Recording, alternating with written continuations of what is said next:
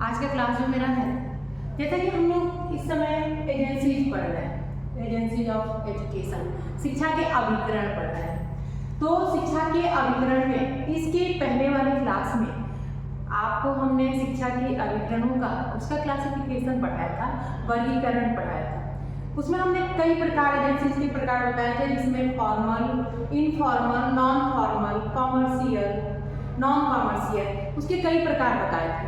में जो हमारे आते हैं, जो आपके यूनिट में हैं, हमारे जो बीएड या जो भी एजुकेशन के बच्चे हैं, उनमें फॉर्मल, इनफॉर्मल और नॉन फॉर्मल, औपचारिक, अनौपचारिक और निरौपचारिक, इन तीनों एजेंसीज के बारे में, इन तीनों अभिकरणों के बारे में हमेशा पूछता है। ये तीनों ही आपके कोर्स में मेन है। हमने क्लासिफिकेशन में वैसे सारा बता दिया है, आपको समझा भी दिया है कि क्या है सब, ठीक है।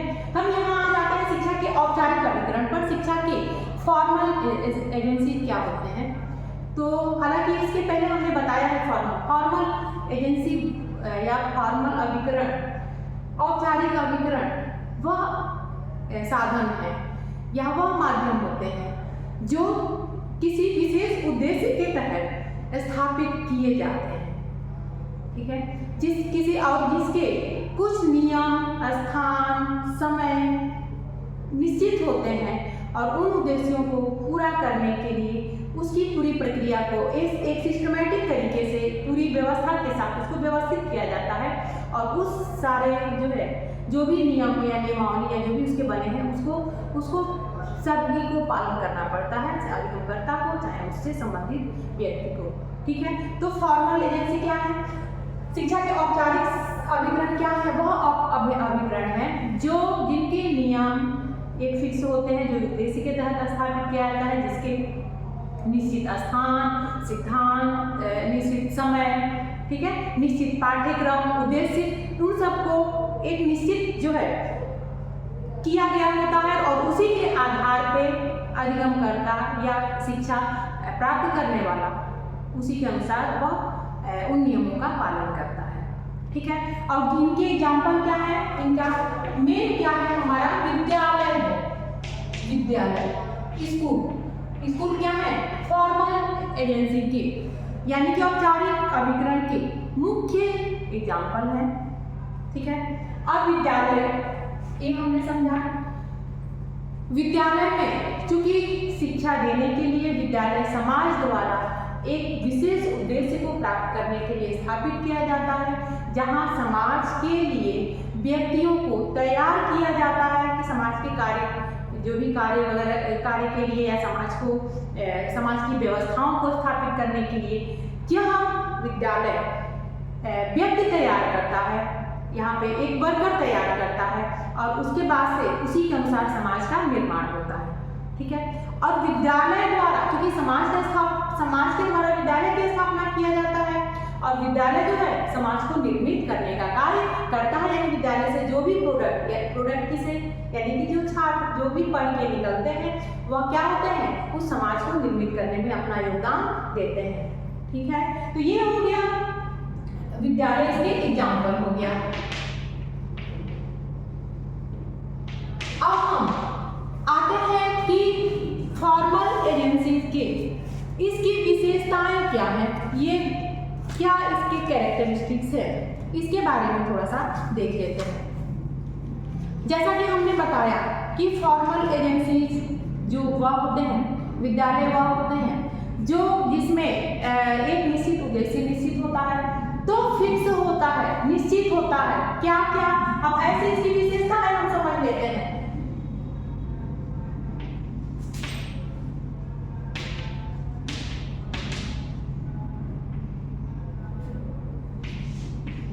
विशेषताएं किसके?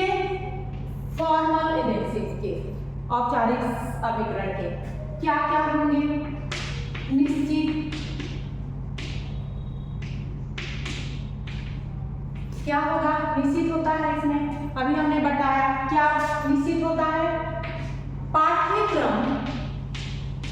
पाठ्यक्रम समझ सकते हैं, उद्देश्य निश्चित होता है, समय निश्चित होता है, स्थान निश्चित होता है, एक अनुशासित क्रमबद्ध व्यवस्था है,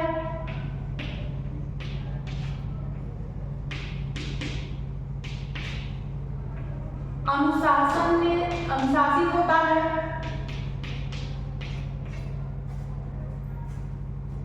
ठीक है। यह उद्देश्य निश्चित होता है। उद्देश्य किसके? समाज या राष्ट्र के या छात्रों के एक विशेष उद्देश्य को पूरा करने के लिए विद्यालय की स्थापना होती है। इन औपचारिक शिक्षण संस्थानों की स्थापना की जाती है। और इसके आधार पर क्या कर सकते हैं? विशेषताएं इसके कैरेक्टर, इसमें पाठ्यक्रम निश्चित होता है। यह समाज व राज्य के उद्देश्यों को प्राप्त करने में सहायक होता है, यानी उद्देश्य निश्चित होता है, उद्देश्य पूर्ण होता है। समय व स्थान निश्चित होते हैं। इसकी जो है क्रमबद्ध व्यवस्थाएं की जाती है। इसकी प्रक्रिया निश्चित होती है, प्रक्रिया पहले से क्रमबद्ध होती है, ठीक है। यह अनुशासित होता है। इसमें जो है अनुशासन एक नियम होता है, अनुशासन होता है जिसको सबको पालन करना पड़ता है। और ये इससे इसकी सबसे बड़ी बात जो ये सामाजिक और एवं सांस्कृतिक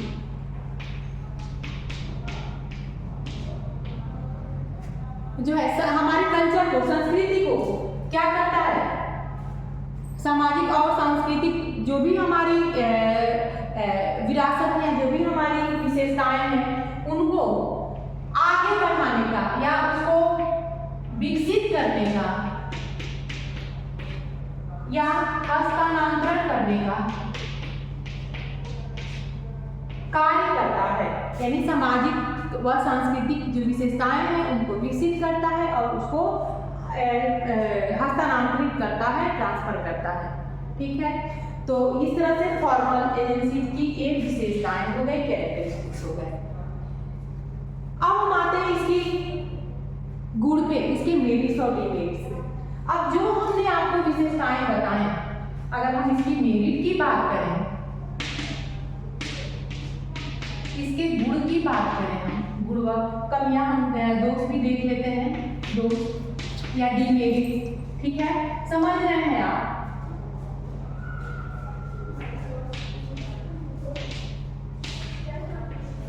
दोनों समझा देते हैं।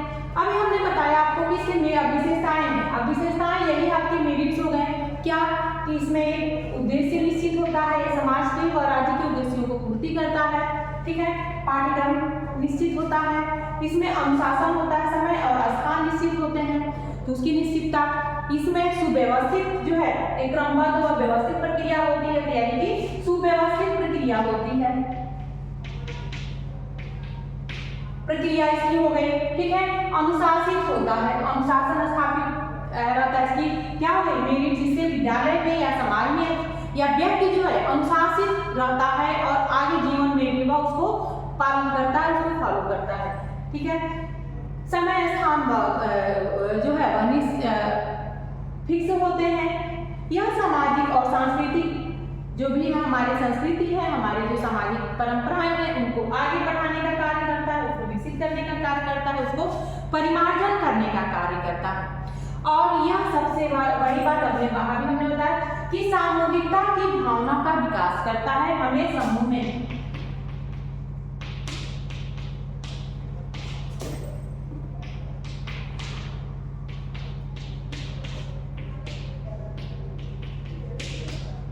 विकसित करता है। हमें समूह में कैसे हमें एक दूसरे का सहयोग करना चाहिए, कैसे हमें एक दूसरे के साथ जो है व्यवहार करना चाहिए, एक दूसरे से टीम में या सहयोगपूर्ण कैसे कार्य करना चाहिए, इन सब चीजों का लोकतांत्रिक गुणों का विकास करता है, सामूहिकता की भावना का विकास करता है।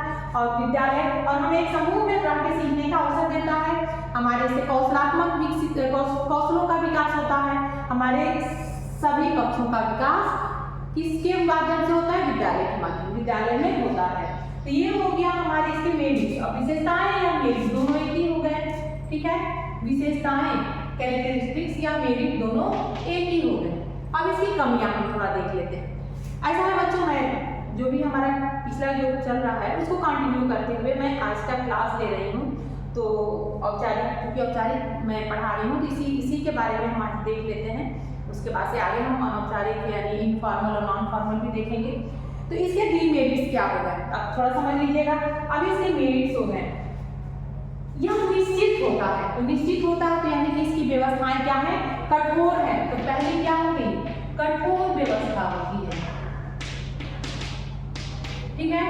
अनुशासन, कठोर अनुशासन का पालन करना पड़ता है, पहले से फिक्स होता है, ठीक है। तो हम अपने अनुसार, अपनी सुविधा के अनुसार इसको नहीं सीख सकते। तो इस प्रकार से यह अव्यवहारिक होता है,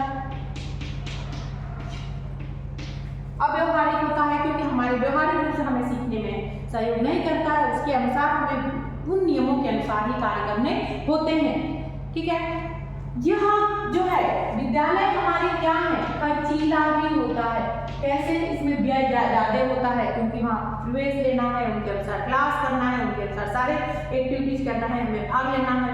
तो इन सारी चीजों में हमारे खर्चे ज्यादा होते हैं, समय हमें देना पड़ता है, समय हर चीज का वहाँ पे जो है वो व्यय करना पड़ता है। तो इसको खर्चीला भी बताया गया है।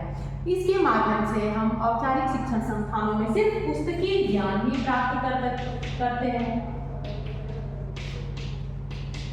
ज्ञान तक ही सीमित। यहाँ पे पुस्तक यानी कि सैद्धांतिक हमें ज्ञान दिया जाता है, व्यवहारिक रूप से, इसीलिए इसे अव्यवहारिक कहा गया है कि हम अपने अनुसार डेवलप होने का अवसर नहीं मिलता है, इसलिए इसको बनावटी भी कहा गया है, ठीक है। इसके डिमेरिट्स, इसकी कमियां बताई गई हैं और यह सभी पक्षों का विकास करने में सफल नहीं माना गया है क्योंकि हम जो है हमारे अंदर जो भी वात्सल्य या इस तरह की बात जो हमें परिवार से मिलता है, जो हमें सपोर्ट वो विद्यालय में नहीं मिलता है। प्रत्येक बच्चे का या प्रत्येक सीखने वाले को उन अनुशासन में रहते हुए छात्र अपनी कमियों को या अपनी जो है अपने क्षमता के अनुसार नहीं सीख पाता है।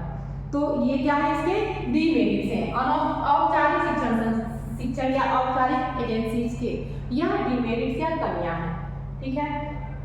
औपचारिक अभिकरण के क्या लाभ हैं और क्या उसके दोष हैं, कमियां हैं, क्या गुण है, क्या कमियां हैं, ये हमने बताया। और औपचारिक शिक्षण, औपचारिक एजेंसी होते क्या है, ये हमने आज की क्लास में बताया। आगे इसके आगे जो है नेक्स्ट आपका क्लास जो होगा वह अनौपचारिक शिक्षा में, अनौपचारिक शिक्षा में हमें अनौपचारिक एजेंसी किसे कहते हैं और निरौपचारिक किसे कहते हैं, यानी इनफॉर्मल और नॉन फॉर्मल एजेंसी क्या होते हैं और उनके क्या मेरिट्स और डिमेरिट्स हैं, और इसके आगे फिर उनमें कौन कौन सी एग्जाम्पल हैं, उनका क्या रोल होता है शिक्षा की व्यवस्था में, यह हम अगले जो है क्लास में पढ़ेंगे। आज के लिए इतना ही। आई होप आप लोगों को क्लास से समझ में आया होगा, और आगे जो भी ना समझ में आए या जो भी चीज़ें आपकी कुछ प्रॉब्लम हो तो आप प्लीज़ कमेंट बॉक्स में डालिए, अपना सजेशन दीजिए और अपना जो भी विचार दीजिए, जिससे कि हम क्लास में और इम्प्रूव करें। कुछ आप जो है कुछ सुधारना हो तो हम आपके अनुसार कुछ परिवर्तित कर के चलें, ठीक है। आज के लिए इतना ही।